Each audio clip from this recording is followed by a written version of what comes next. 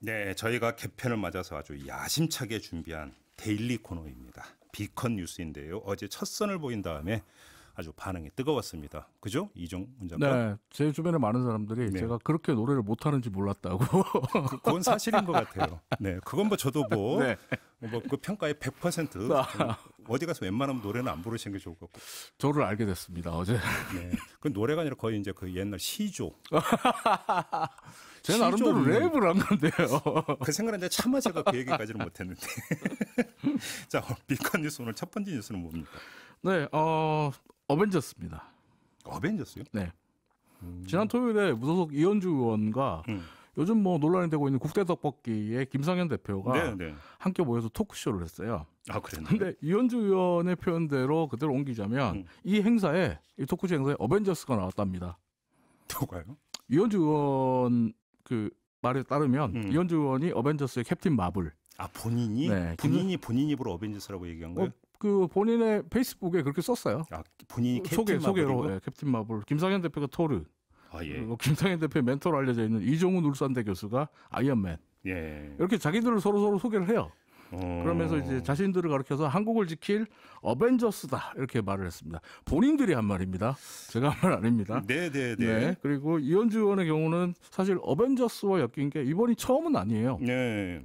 지난 7월 22일에 출판 기념회를 열었는데 네. 그때 자유한국당의 강효상 의원이 이현주 의원을 가리켜서 어벤져스의 블랙 위도우, 스칼렛 요한슨 같다.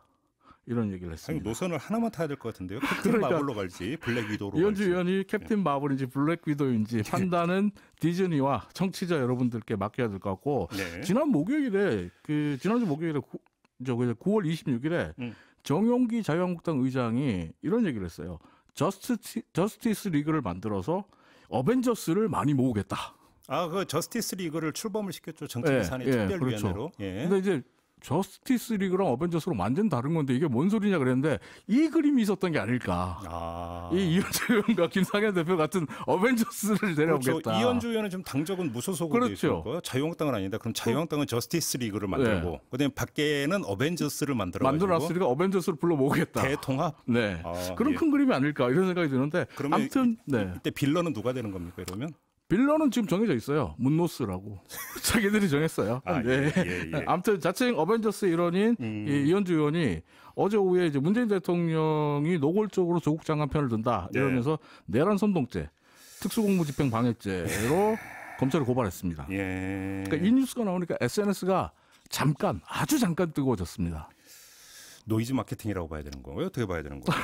근데 아무튼 근데 법률적으로 대통령 임기 중에 이게 좀 뭐 그 가능한 얘기인 거예요? 내란과 외환의 경우에는 가능하죠. 형사소추가 가능한 부분이 있죠. 예. 그러니까 네티즌들도 얘기하지만 대통령을 고발할 수 있는 건 민주주의 국가에서 있을 수 있는 일이죠. 있을 수 있는 일이에요. 네. 그리고 또 이현주 의원이 무려 사법고시를 패스하신 분이에요. 네, 맞아요. 예, 그렇기 때문에 법률적인 검토를 본인도 짧은 머리지만 여기서 짧은 머리라는 거는 이제 머리카락이 짧다는 겁니다. 아, 예. 오해하시면 안 되고요. 아, 예. 그러니까 짧은 머리지만 네. 충분히 검토하시고 또 검토했을 것 같은데 SNS의 반응은 좀 극단적으로 갈라집니다. 한쪽에서는 구국의 잔다르크다. 일당백의 여전사다. 예. 역시 어벤져스다. 남자보다 낫다. 이런 얘기가 나오고 있고요. 하지만 반대 의견도 만만치 않습니다. 반대 의견. 옛날로 치면 왕이 영모죄를 저지른 건가? 아, 그렇네. 네. 예. 국군 통수권자가 내란 선동죄? 이건 뭔마? 그리고 제 눈에 확 들어왔던 건 이제 이런 거죠. 개그맨들도 좀 생각해 주라. 너무 웃기는 건 반칙이다. 개그맨들도 좀 먹고 살게 해주자. 좀 절절한 호소가 있었습니다. 이때 저는 살짝 빠지겠습니다. 애청자 여러분의 평가에 맡기고요. 시간이 너무 빨리 가요. 두 번째 뉴스는요? 네, 두 번째 뉴스는 너무 늦었잖아요입니다. 뭐가요? 홍정욱 전 의원의 사과. 너무 늦었다. 이렇게 그 말씀드리겠습니다. 예. 네. 예. 뉴스를 보셔서 다들 아시겠지만 홍정욱 전 의원이 자신의 첫째 딸이죠. 첫째 딸이 이 장녀가 마약 밀반입으로 인천공항 세관에 적발됐다. 이런 네. 뉴스가 나갔거든요. 예. 그리고 3시간쯤 뒤에 자신이 이제 SNS에 글을 올려서 사과를 했습니다. 네. 아까 뉴스에도 나왔었는데 네. 어떤 질책도 다르게 받겠다. 이렇게 사과의 글을 올렸어요. 근데 홍 전 의원의 딸이 인천공항 세관에 적발됐다는 뉴스가 나온 시간이 예. 어제 오후였거든요.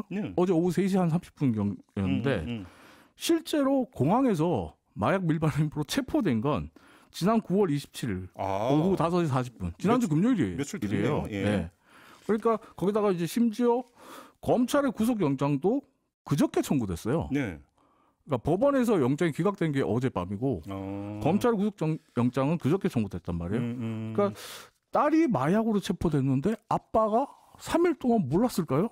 근데 그러니까 그냥 조용히 있다가 보도가 나가니까 그제서야 입장 밝혔다 이렇게 봐야 되겠네요. 모르겠습니다. 저는 뭐는지 모르겠는데. 저 따르시면 어떡해요? 근데 체포된 지 3일 지나서 그것도 뉴스가 나오니까 알겠습니다. 뭐 변진섭에 너무 늦었잖아요. 이 노래가 생각난다. 이런 분들 많았습니다. 알겠습니다.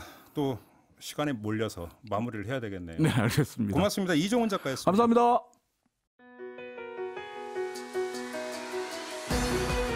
이슈의 핵심을 꿰뚫는 예리한 시선, 믿고 듣는 진품 시사 김종배 시선 집중.